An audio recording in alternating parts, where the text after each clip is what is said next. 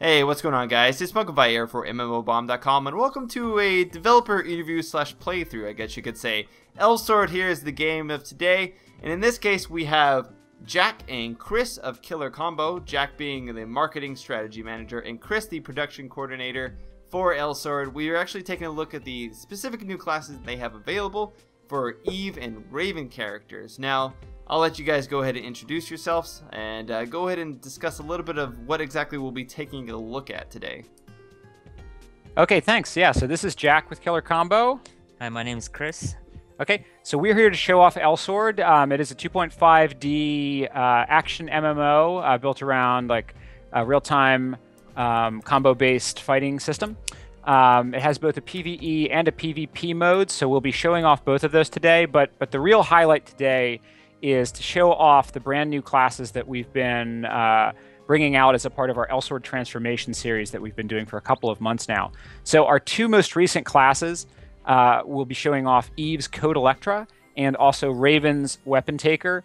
On the screen you'll see the white character, that's Eve, and the black character is Raven. Right. So their costumes will help keep the two straight. Mm-hmm. So yeah, basically as we play through the level, we'll talk a little bit about what makes these classes unique compared with some of the previous classes. The game has 6 unique playable characters. Each has their own backstory, and they also have their own classes and different progressions for each class that you can move through. So prior to Elsword transformation, every character had 2 classes. Like basically you could branch down one path or the other path. With Elsword transformation, we actually added a whole new 3rd path. So characters now have way more abilities, but also a lot of really unique and kind of sophisticated strategies were built into the new classes. It was kind of like an opportunity to kind of go for broke and come up with the most imaginative classes that we could think of. So I guess I'll talk a little bit about the characters and their abilities. Sure, go ahead. So, sound good? With me as the Raven character, as the weapon taker, what exactly were his previous 2 abilities before, or sorry, not abilities, classes before this one? And what exactly does a weapon taker bring to the table in terms of changing up how he plays? Yeah, great question. So a little bit about Raven. Raven is kind of like the ultimate badass mercenary character in the game. You can see like from his dark clothes, and he's kind of like the bad boy, right? So his first 2 classes were mostly based on a lot of really fast melee attacks and really fast combos.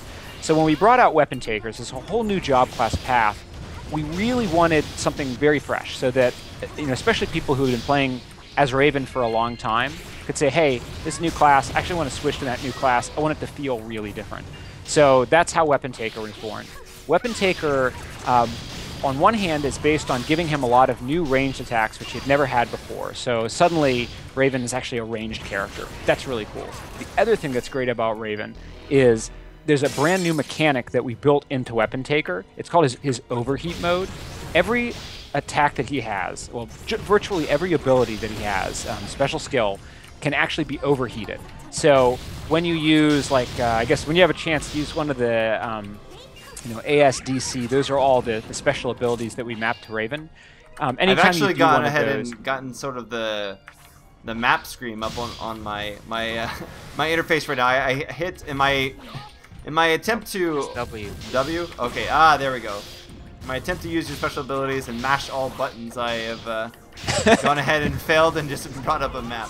Alright, so I went ahead and used one of my first abilities here, but I can go ahead and use, I guess you have like a large sort of cannon, but it's not actually activating. Do I have to be, I have to be in the air. I see. There you go. That's how that one works. Got it. Yeah, it's an aerial. Yeah, that's actually a real finesse ability. That one comes into play a lot in PvP. But you'll see a lot of his the attacks that we mapped there. They're based on these flame-based projectiles. So what you can do anytime you activate one of those special skills, if you hammer on the button, you can overheat the attack. And what that means is you'll do much more damage with that attack, but you actually suffer some damage to yourself in the process, right? It's like your claw that's actually generating those bursts of flame, it actually overheats, and so you kind of burn yourself. So it's really a strategic trade-off, right? When you activate one of your abilities, do you want to fire like way more projectiles, do way more damage? Like you can see there, right? That was an overheat mode for the Hellfire Gatling. it's like you can do a lot more damage, but you're gonna take some damage in the process. Is it worth it, right? I mean, especially when you're getting pretty close to death yourself. It's like, do you want to kind of overheat or play it safe until you can heal a little bit? And you'll see that for PvE, it just means that each one of your skills has a lot more options. It gives you a lot more variety in the co-op version. But when you play PvP, it becomes like a really pivotal strategy, especially people who have played as Raven up until this point. It becomes like this big debate. It's like, if you can't like just take them out in that one hit by overheating, and they can follow it up with a combo, then you just can't risk like bringing your health down that low, or you're going to get taken out. It's a lot of really interesting decisions emerge. So I guess we'll have to see exactly how that plays out when me and you fight against each other during the PvP. Yeah. Use overheat. That's my best advice. Use overheat. So I'll talk about Eve as well. Okay. So Eve's new class is called Code Electra. So the basic story for Eve is that she is actually the queen of this ancient robotic race. And what you can see with her basic attack, these two little robots hovering around her, those are her drones. And she can use them as melee weapons. They also can transform into like blade attacks. So there's a lot of things that she can do with them. Her first two classes were based on like how she chose to use those little Nasod guardians that she could summon. With her newest class, Code Electra, we wanted something very different. So actually, she became this kind of laser-wielding warrior. So you'll see that she has a ton of different energy-based attacks, and her key mechanic, like the thing that makes kind of like her equivalent of overheat with Raven, is the L spectrum ability. And we've actually mapped it to A. You can see it like in the upper left-hand corner. What she does with that ability is she has the power to modify any of her laser-based attacks. So you could use like the normal mode. You have an activated L spectrum. You can activate the first version, which will actually amplify the damage that you do, or you can activate the second version of L spectrum that will give your lasers more range. Actually, it's like a scattering the beams attack, and you'll have more beams to hit your enemies, but each individual beam won't do quite as much damage. So yeah, for her, what's really cool is that each one of her attacks actually has 3 different modes. So much like overheat, you're not just limited to the skills that you bring into the level. You can bring in up to 4 different special skills per instance level, but you can actually modify them in up to 2 different ways. So it just means that you have a lot more options as you travel through the level, and you've got a lot more tools for the right situation. Awesome. So in terms of balance speaking, did you have to sort of go back to any of the previous sort of specs and change them to adapt and sort of fit the new specs that you've added? Because I can definitely see people who may argue that giving ranged abilities or giving certain types of abilities, I guess it's more specific to Raven than it is to Eve, but giving them ranged attacks where mainly he was a melee fighter. Did you have to really sort of be mindful of that and make it so that there wasn't too much homogenization, I guess you could say? Well, I would like to say personally that each character has their own advantages. Even if you give one character a ranged abilities, you always have another character who can counter that in Elsword. I mean, you have so many different branches that you can play, and so many different strategies that you can do that there's not really any chance of just I would like to say power creeping each character. Okay. To make them more to where they just can do everything all the time kind of thing. Good. A power creep is a good way to put it. All right, so it looks like we're coming up on the boss. Yep. Oh, awesome. Yeah, this is Glitter Vanguard, the tank. It's hiding inside that tank right there. Awesome. Now, typically speaking, every end encounter that you oh god, I just got knocked up against the wall. Every encounter that you experience in or every dungeon, I guess, all ends in a boss fight. Correct. Gotcha. Yeah. Actually, there's some really impressive bosses. Like, I actually like this guy, but he's fairly straightforward. Some of the later bosses in this area in Velder, there's a giant demon named Dark Nephilim. It's got a pretty awesome cutscene when he comes and attacks you. It's like he's a breath weapon that's like this large laser beam you have to dodge. There's another guy called Crazy Puppet. You fight him on this burning bridge, and you can summon little puppets. So there's like a huge amount of variety in the different kinds of bosses that you'll fight. And you know, in a lot of ways, we want to kind of bring back that old school feeling, right? It's like kind of classic side scrollers where you go through the level, there'll always be a really cool mini boss in the middle, and then dodge all the projectiles coming at you, or you got to figure out the puzzle of how to find his weakness, stuff like that. Ninja Turtles in Time, even the Simpsons game, lots of those are good examples of that, I'd have to say. Right. Yeah, you see a lot of that inspiration in Elsword. I kind of think of it as like, it brings back a lot of the things that we loved about those games, but it kind of packages it in something that feels much more fresh. I mean, at its core, it really is an MMO, right? You've got, you know, all kinds of community options, as well as the ability to play with your friends in the dungeons and PvP, but it still kind of has that kind of classic sensibility that I think makes it really accessible for people. Yeah, I'd have to say that it feels just as fluid, if not more fluid, obviously, than the old games that we used to play in the arcades. And certainly, taking it into an MMO sense, it makes sense, because you used to always play. I mean, it was never fun to play Ninja Turtles in Time or the Simpsons arcade game by yourself. You always wanted to play with other friends. So opening it up into an MMO market certainly made sense to do, and you guys have pulled it off quite effectively. So I guess we're going to go ahead and jump over to some dungeon or arena play now. Show off some of those skills that you were talking about. The finesse of Eve versus the brute strength of Raven. Yeah. Yeah, so we'll go ahead and jump into an arena fight, and yeah, actually good examples with you know, Simpsons or Turtles in Time. So actually, when you do the instance dungeons like we were just doing there, you can actually co-op with up to 4 different people. So even though there were just the 2 of us for this particular demo, you can actually go in with 3 other friends for a, you know, a total of a 4-person party, just like Simpsons. So that's great. And then actually in PvP, you can do 4-on-4 teams if you want. So the PvP arenas will actually accommodate up to 8 different people at a time. And I think, honestly, anything more than that, it would just be too much going on for my mind. Awesome. All right, so I'm going to go ahead and just swap out some skills so I have additional skills to use here, just to give people a little bit more to look at. Let's see. Let's go ahead. I'm just basically, if it has a cool looking icon, I'm slotting it with the big spears. Yeah, no, that's great. I mean, definitely you want to experiment, and it's true. Every character has their own skill tree, so you know, as you level up, you decide where you want to allocate your points, and you can kind of build any way you want.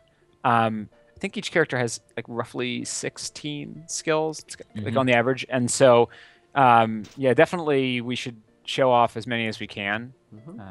All right. I don't think we'll know exactly which ones you mapped though. Yeah. Until we see you use them. You'll see. You'll see. Now, all right. It's a surprise. Yes, it is indeed a surprise. All right. So I think I have everything mapped out. Let's go ahead and how do I get to where you are? You disappeared on the screen. Go left all the way into town. All right. Suburb of Velder, or to the right where it says Velder capital city. Suburbs of Velder. Okay. To the left. Yeah. All right. There's a specific NPC called Camilla that she hosts sparring, which basically it's a PvP mode where you can just duke it out as much as you want without ranked points. Yeah. Also, what you guys are seeing is that every world in the game is broken into like one town, a lobby, and then a series of dungeons. So the area we were in, like the lobby area, that's kind of where you meet friends to go do co-op. Whereas in the town, it's like, you know, obviously you can buy things, you can talk to the town's people and get your quests. But you know, it's also where you'll find things like you know, bank and the sparring room. I'm still apparently lost. I'm on the lower. There's Vanessa here, leader of Garrison Centurion. I have no idea where I'm at. Okay, yeah, so go left now. Okay. That's the town leader. Right. Don't jump up there though. Yeah, we see you. Well, actually, we're gonna. Oh wait! Don't jump up. Okay, I just thought I automatically do go. I'm supposed to jump up. Oh, no, okay. You can go left. There's two. Yeah. Oh, two I see what's going on here. Oh, that is. Yeah, it's a branching path. Gotcha. Yeah. All right. So keep going, Camilla. All right. So there we go. There you go. And So then- go ahead and click on her and then hit sparring. Sparring. All right, sparring. All right, now where do I go? And I'll go ahead and invite you to a room. Just give me 1 second. All right. I see the MMOBomb room. What is the password? Let's see if I can just invite you actually. There we go. All right, so I am ready. Just invited him to his doom. I am prepared. Yes, let's do this. I am. Yeah, I'm expecting to get my butt handed to me religiously over and over. So let's see if we can at least save face a little bit. As long as I can get a couple hits in. I've never been the best fighting player, but I was always a good side scroller. So let's see if those two together can equate to a good game. So let's see here. I like the thematic music too. I think you'll do well. Yeah, Elsword PvP kind of resembles like mainstreamly Smash Bros. Yeah, it does If you actually. played Smash Bros before. So that's kind of like something a lot of there's a lot of Smash Bros fans out there, and then when they get their hands on Elsword PvP, it's like, oh man, I'm just right at home, and there you can actually do a lot more things in the game. Oh no, laser beamed. All right, let's come up here. To the face. Yeah, so the biggest thing about Elsword PvP is, just like Smash Bros, is catching people in your combos. You have your basic Z and X, light attack and then strong attack. But once you're running around the arena trying to avoid hits, but once you get that, that right there, you get that connector, you start doing your combos as long as you can. I messed my combo up there. Yeah, actually, you'd asked a question earlier about, whether we were worried about introducing the new classes, giving them a lot of new powers, and whether they become overpowered or something. The truth is, actually, we do spend a lot of time balancing like each of their new abilities to make sure that that doesn't happen. So one thing that I think people really need to know about the PvP. Yeah, go ahead. So it's very much a skill-based PvP. I think a lot of people worry, especially like in MMOs, that these kinds of things end up being like a pay-to-win, and that's something that we're very hardcore about avoiding, because I realize that kind of ruins the experience for a lot of people. So what you'll find is that like it is very much a skill-based experience, and the timing is so critical. So yeah, if Chris beats you, it'll only be because he's got the timing down. Yeah. Yeah, but it definitely like the structure of the arenas feels a lot like Smash Brothers, but also you'll find that like the timing that you have to get down, it's pretty much like classic fighting game. Like you see a lot of that in like a Tekken or a Street Fighter. You need to know like how you want to pull off your combo and how you want to juggle your enemies, so to kind of get the most out of the combo. Because once you knock them down, like you'll break the combo. Right. So there is like a lot of kind of mastery that goes into becoming like a PvP expert. And we do a lot to support the PvP community too. Like we do PvP tournaments fairly often, at least like around once a month or so. We do a lot of live streaming where people can come on and play our GMs. Yeah, it's cool. Sorry if I'm not talking very much, it's because I'm trying to focus on being as much as possible, but it's not going too well. We understand. And now, what is that little what thing you that's have on me? activated is his Nasad core. There's actually by hitting control, you activate the awakening mode. The awakening mode is basically the more you hit people or the more combos you do, you accumulate awakening beads, and then once you activate your awakening mode with control, your attacks do a lot more damage, and they do like different properties as well. Yeah, there are three little kind of purplish red dots under your character portrait on the upper left-hand corner. Yours might be empty. Like if they're empty, they're gray. If they're filled up, they've got like a little... Yeah, so you're building up to Awakening, actually. You could activate it. Basically, the more beads you build up, the stronger your Awakening when you activate it. Close. And the thing about what we recently did with Raven before we started the transformation series is released a subsystem for him called the Nasad core system, what you saw. And basically, it's pretty awesome. It's like a little Nasad, follower, and then it shields him like you kind of did before. And it also, attacks other players freely. Oh, I'm gonna fall off the edge. Hey, you're facing the wrong way. Oh, don't do that. Oh, now I'm facing the wrong way. There we go. There we go. All right. So let's see if we can do this now. It's been close, but I feel it's only because you let me kill you after I respawn. But I'm hoping to get a 1-to-1 right here. See how well we do. Yeah, I actually am forcing Chris to play with one hand. Oh, really? I actually broke one of his hands. No, I'm just kidding. He's using both of his hands. You're just doing well. Oh man, look at those combos. That was a nice attack there. Oh, see, the Nisad core system just blocked that attack. Yeah, oh man, that is quite strong. Don't hesitate to overheat too. Yeah, if I can ever actually aim it correctly, I do try to overheat it. The music for this is actually quite good. It's very thematic for it. Yeah. It's very epic, especially for such a colorful background. Yeah, right? It does remind me of the backgrounds of old from all the Super Smash Bros. Definitely. Yeah, I think there's like 12 different arenas too. Oh man! They range in size. Like some are better for fewer players. So when you play PvP, you can either do like up to an 8-person free-for-all, or you can do like 4-on-4 teams, 3-on-3, 2-on-2. Kind of like the standard, but you got a lot of options there. And then over the couple of years, so we're actually getting fairly close to our 2-year anniversary. And during all of our time servicing Elsword, we've brought out a lot of special dungeons as well. We have another in right now called like the Impossible Mission Dungeons.